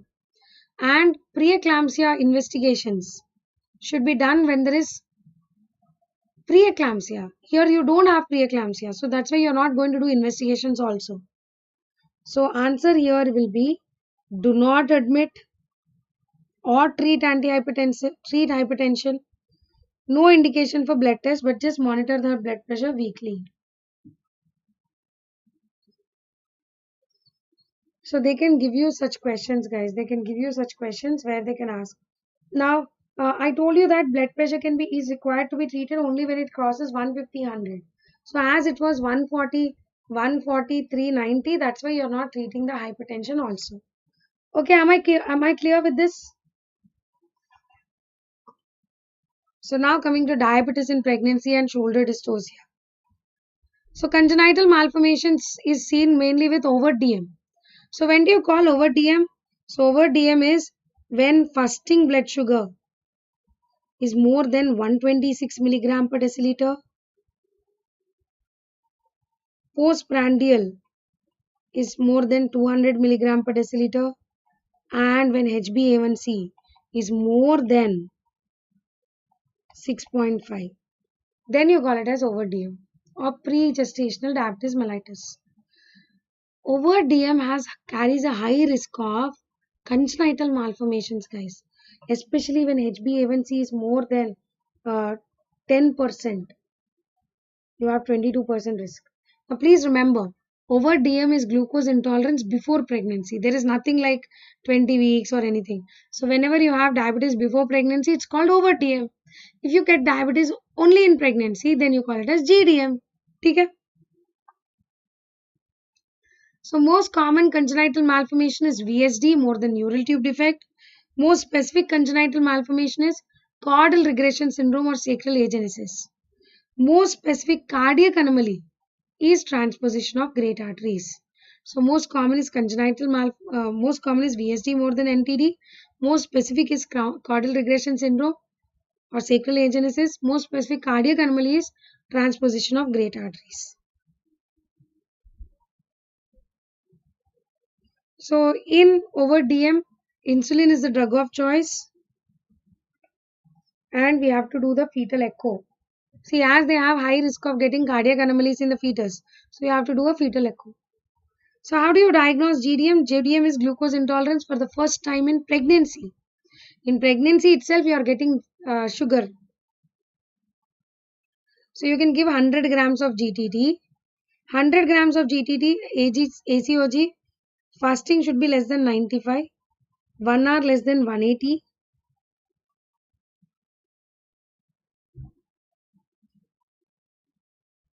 And 2 hours should be less than 155.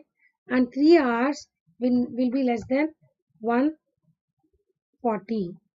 3 hours will be less than 140.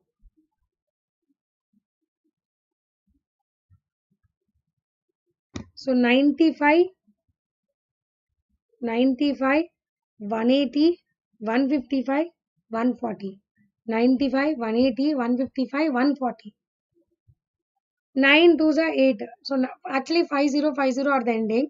9 twos are 18. So 95, 180, 155, 140. According to American Diabetes Association, there are only 3 things which we measure. Fasting 1 hour and 2 hours. Fasting should be less than 92. 1 hour should be less than 180. 2 hours should be less than 153. If one value is abnormal, you call it as GDM. Here, when one value is abnormal, you call it as GDM.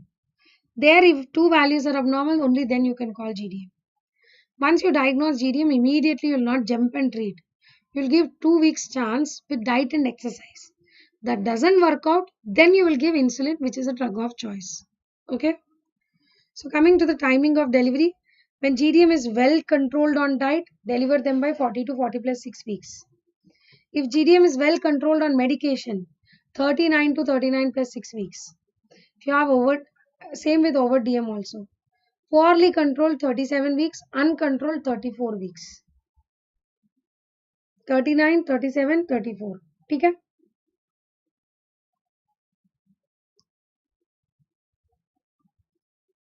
So in India, if you have baby weight more than 4 kgs, you have to go for elective LSCS.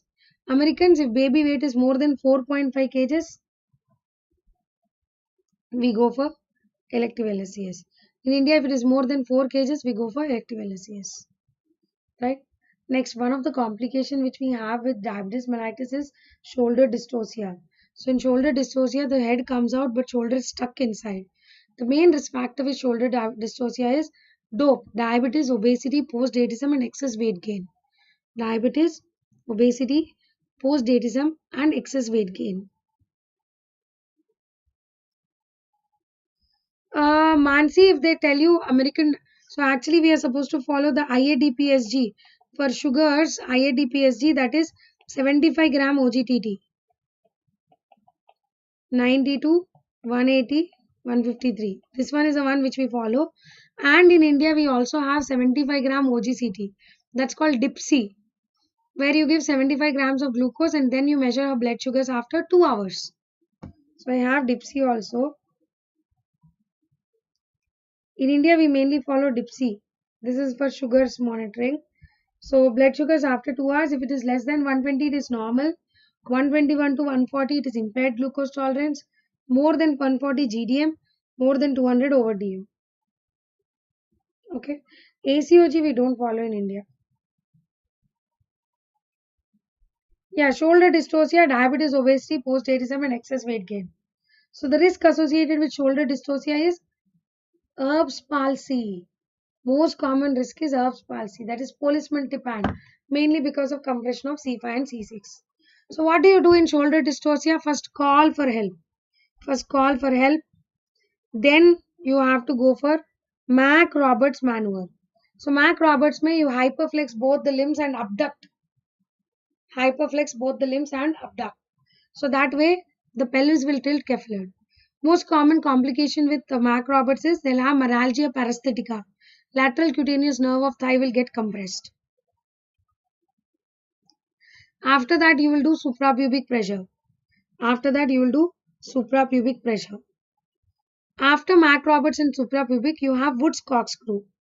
So where you are rotating the baby like a screw. After this, we have posterior arm extraction. So where you put your arm inside and then extract the arm outside. Okay. So if all of the above fails, so what all I told? Call for help, bring the patient to the edge of the table, empty the bladder, episiotomy. Mac Roberts, suprapubic pressure, Wood's corkscrew, posterior arm extraction. If all this also will fail, then what will you do? Then you'll put the mother in Gaskin's position, or we also call it as all fours position. And then you can break the clavicle of last extreme is fetal clerotomy,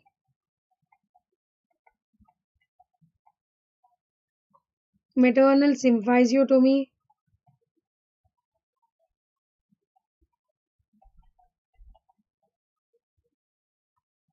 so you can break the clavicle of the mother, clavicle of the baby. You can break the pubic symphysis of the mother, or you can push the fetal head inside and then take off a cesarean. That's called Zanavelli's method. Yeah, all fours. If all fail, Gaskins or all fours, right? Next, coming to the twins. So twins, you have uniovular, that is identical twins, and you also have binovular, that is the fraternal twins. So you have uniovular or identical twins, and you have binovular or fraternal twins. So binovular or dizygotic or non-identical twins are most common, 75%. Uniovular twins are only 25%, guys. Okay? All dizygotic twins are dichorionic diamniotic. They'll have their own placentas and their own amniotic sac. Right? Very important is this one. This has been asked, these images have been given as an image-based question to you in FMG, guys. So if the division takes place in morula state, in which state, guys? Morula state. In monozygotic twin, the chorionicity and amnionicity will keep changing.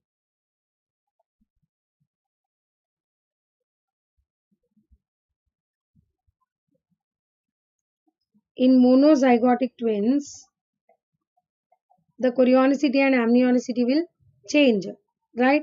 So if the division takes place within 72 hours, it will result in two separate placentas and two separate amniotic sac. That is dichorionic diamniotic.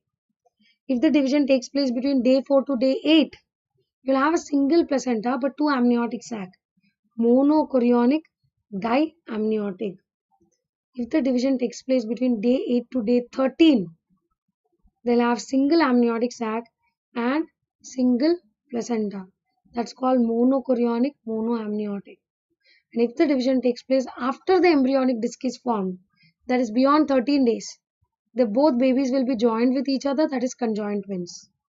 So you have dichorionic diamniotic, you have monochorionic diamniotic, you have monochorionic monoamniotic and conjoined twins. Okay.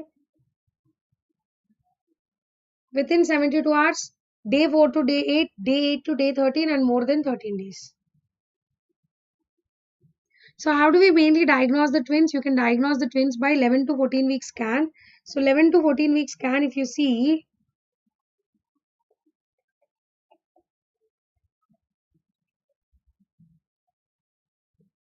So 11 to 14 week scan, if you see, so you have a lambda sign. Lambda sign. So lambda sign is seen with dichorionic twins.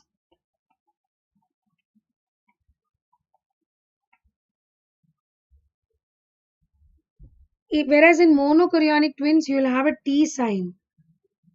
In monochorionic twins, you will have a T sign. Okay.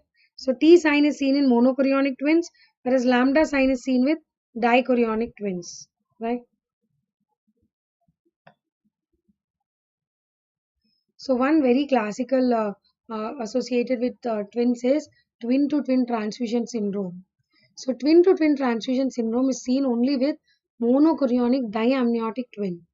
So here there is a deep arteriovenous malformation because of which donor twin is going on giving blood. So that is why it will have oligohydramnios and anemia. Recipient twin is receiving blood, so it will be polycythemic and polyhydramnios. So what is the management here? You have to burn that AV malformation. So fetoscopic laser ablation of AV malformation. Okay.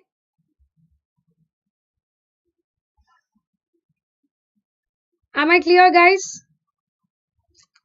Timing of delivery and what is the mode of delivery is very important, guys. So timing of delivery, monochorionic, monoamniotic, you deliver at 32 to 34 weeks by cesarean section after giving steroids. When you have monochorionic diamniotic, you are going to do elective delivery at 36 to 37 weeks. In dichorionic twins, you are going to do elective delivery at 37 to 38 weeks. Triplets, you deliver them by 35 weeks. So monochorionic, monoamniotic, cesarean section 32 to 34 after giving steroids. Monochorionic diamniotic 36 to 37. Dichorionic 37 to 38. Triplets 35 weeks. And mode of delivery is decided by the first twin. If first twin is cephal, you'll always go for vaginal delivery. If first twin is cephal, you'll always go for vaginal delivery.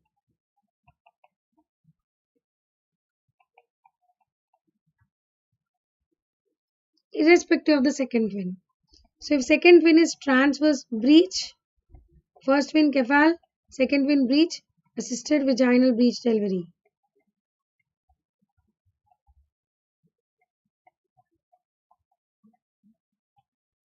If second twin is transverse lie,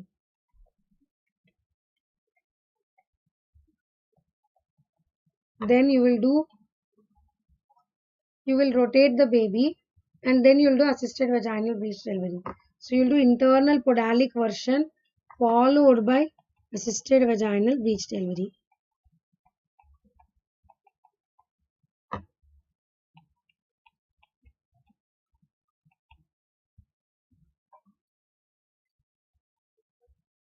What are the indications where you will go for LSCS? First twin non-cephalic.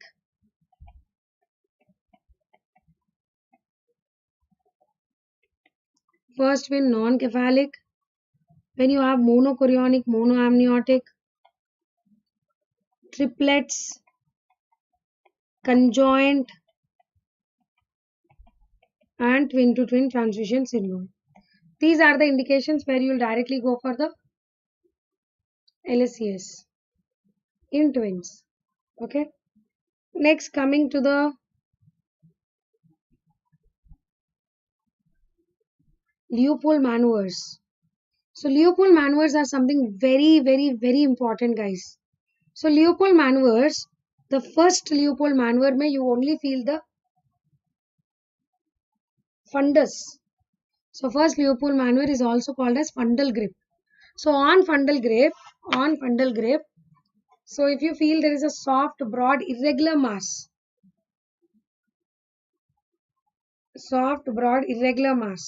then it is the buttocks which are felt. Soft, broad and irregular. It is the buttocks which you are feeling. If you feel there is a hard curved, globular and ballotable, then it is the fetal head.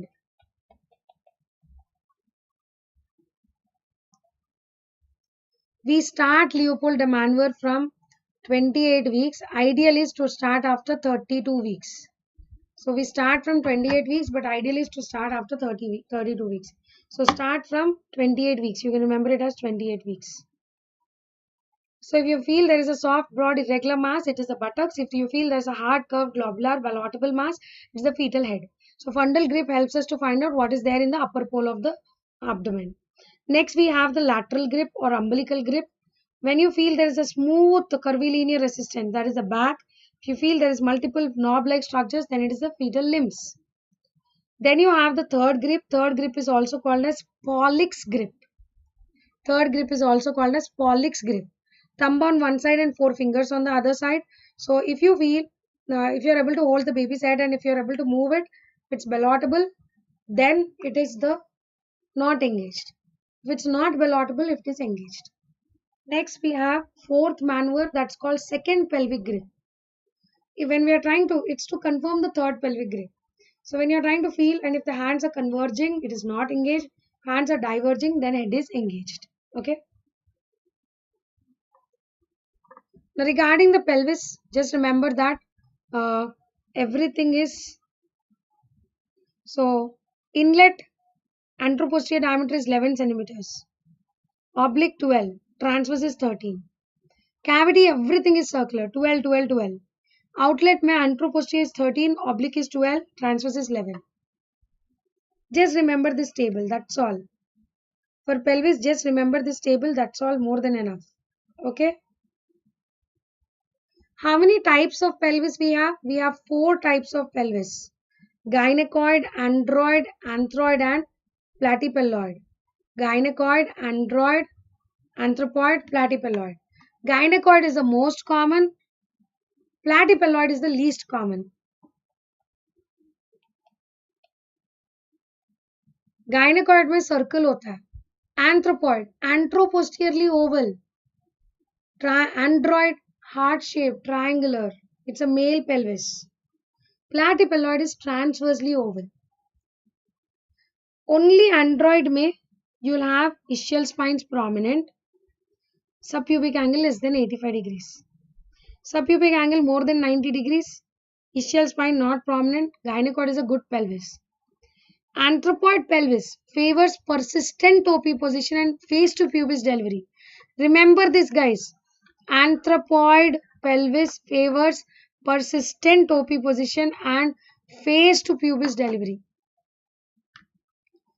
Android pelvis favors direct occipito-posterior and deep transverse arrest. Platypelloid favors face presentation. Platypelloid favors face presentation. Okay. So next, what are the cardinal movements of labor? So just remember this order. First, you'll always have engagement. Head will get engaged. Then it will go on going down, down, down, down, descend. Then once it touches the levator, it undergoes further flexion. And as the muscle is forwards, downwards and medially, now it will rotate. That's called internal rotation. Then the delivery of the fetal head is by extension. Then it will rotate back again, restitution and external rotation. So the cardinal movements order is engagement, descent, flexion, internal rotation, crowning, extension, restitution, external rotation. Just remember the order, that's more than enough. Coming to the labor, first stage of labor. According to WHO, first stage of labor, see, our first stage is further divided into latent phase and active phase. Okay.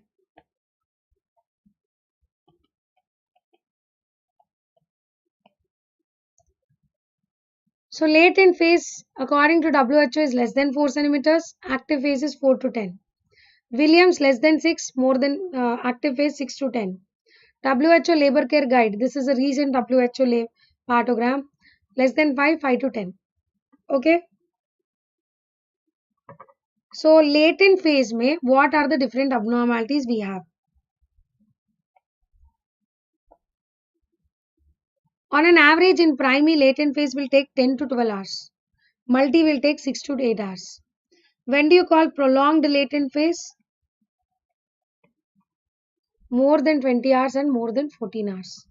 Treatment, just wait and watch for the delivery. Don't do anything in latent phase. Just leave her alone. Active phase. Primary and multi, again you have rate of dilatation and rate of descent. In primary, active phase is 1.2 centimeter per hour. Multi, it is 1.5 centimeter per hour. Rate of descent 1 centimeter and 2 centimeter. According to WHO, it is minimum 1 centimeter per hour. Just remember these tables, what I'm telling you here. So, latent phase में, prolonged latent phase, don't do anything. Active phase में, it is 5 to 10 or 6 to 10 or 4 to 10, that's a different story. But the rate of dilatation and rate of descent according to WHO, primary or multi, should be minimum 1 centimeter per hour. When this minimum 1 centimeter per hour does not occur, then we call it as prolonged or protracted active phase. Prolonged or protracted active phase. And how do you manage prolonged or protracted active phase? You have to augment the labor. But before augmenting, you have to rule out OP position and CPD.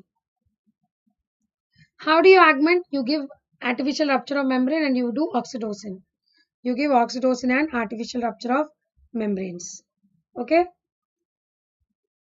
You also have something called as active phase arrest. So active phase is not progressing at all. Then we call it as active phase arrest. So when cervix is more than 6 centimeters dilated, membranes absent, with adequate contraction, अच्छे दर्द आ रहे, and no dilatation for 4 hours. Without adequate contraction, you give oxytocin and no dilatation for 6 hours. You call it as active phase arrest. And the management of active phase arrest is you directly take off a cesarean section, LSCS. Okay.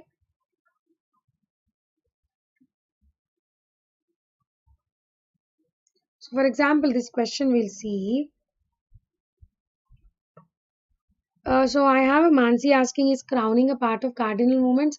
Most of the time we don't take crowning as a cardinal movement, but yes, crowning is there in labor, but many books don't give crowning as a part of cardinal movement.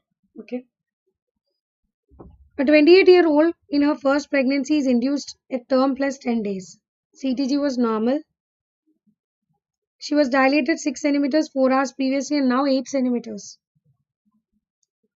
She has contractions at a rate of 2 every 10 minutes. CTG 150 beats per minute, good variability, variable deceleration. What is the next most appropriate action? Is it normal to dilate from 6 centimeters to 8 centimeters in 4 hours, guys? So what do you call this as? So actually after 4 hours, she was supposed to become 10 centimeters, but she has become only 8 centimeters. So what do you call this as? This is called as prolonged or protracted active phase. So how do you manage the prolonged or protracted active phase? So you can start, you have to augment the labor. So start syntocinon and assess in 2 hours. Start syntocinon and assess in 2 hours. Okay. Very good evening, Rahul. You messaged. So second stage is from full dilatation to expulsion of the fetus. Second stage is from full dilatation to expulsion of the fetus. Primary, multi. On an average, prolonged second stage, and when do you call second stage arrest? So primary may on average second stage will take 1 hour. Multi will take 30 minutes. And second stage you mainly manage by Ridgen's method. One hand on the perineum, with another hand you flex the fetal head and deliver. Prolonged second stage is 2 hours and 1 hour. I remember for primary 1, 2, 3. 1, 2, 3. So for primary it is 1, 2, 3. So prolonged second stage 2 hours. Second stage arrest is 3 hours for primary. Arrest anywhere is cesarean, yeah. Multi half 30 minutes, 1 hour, 2 hour. You check the station now. If station is above +2, LSCS. Station is below +2, then you do instrumental delivery. And yes, if you are giving epidural, you have to add +1 hour. You have to add +1 hour, right?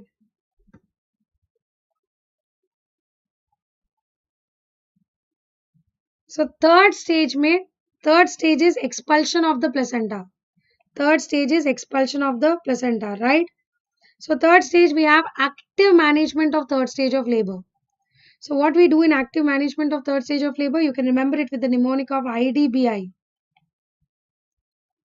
Immediate administration of uterotonic drugs. That is, you can give injection oxytocin. You give oxytocin only by IM route, guys. Or in drip. Never give IV bolus. Or you give injection methergin. Or you can give misoprostol. Methergin is